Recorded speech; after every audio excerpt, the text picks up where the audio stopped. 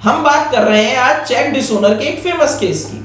मंजुला ने एक business start किया कंज्यूमर आइटम्स का, और कंज्यूमर आइटम की सप्लाई के लिए मंजुला ने 16 ब्लैंक चेक सामने वाली कंपनी को दिए। सन 2000 में मंजुला का बिजनेस बंद हो गया।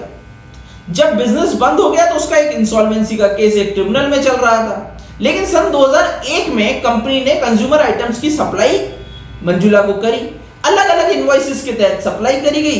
और जब कंपनी ने वो चेक बैंक में लगाए तो सारे के सारे चेक 16 चेक डिसऑनर हो गए।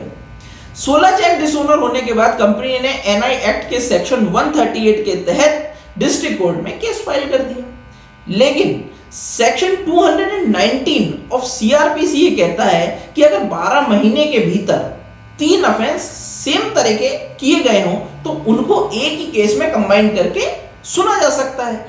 लेकिन यहां मामला था 16 चेक्स का, तो क्या 16 चेक को एक ही ट्रांजैक्शन मान के एक केस में सुना जा सकता है, या फिर अगर उनको अलग अलग ऑफेंस माना जाए तो फिर हर 3 चेक के लिए अलग अलग केस फाइल किया जाए?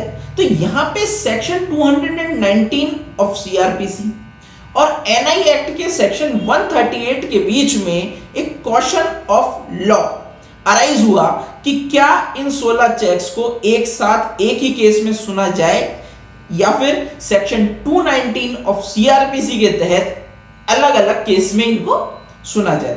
तो इसके रेफरेंस के लिए ये केस भेजा गया मद्रास हाई कोर्ट में। जब मद्रास हाई कोर्ट में ये केस गया तो उसमें अलग अलग फैक्ट्स को लेकर जो नोटिस भेजा जाता है एनआई एक्ट के तहत, उस पे अलग अलग ओपिनियन थे कोर्ट के। लेकिन एट द एंड जो आखिरी लाइन थी जजमेंट की वो ये थी, we answer the question raised accordingly, consequently the criminal original petition is dismissed. मतलब मंजुला की जो पिटीशन थी कि इनको अलग अलग केस में सुना जाए, उसको डिसमिस करते हुए इसे एक ही ट्रांजैक्शन माना गया और एक ही केस में सुनने की परमिशन मद्रास हाई कोर्ट ने दी।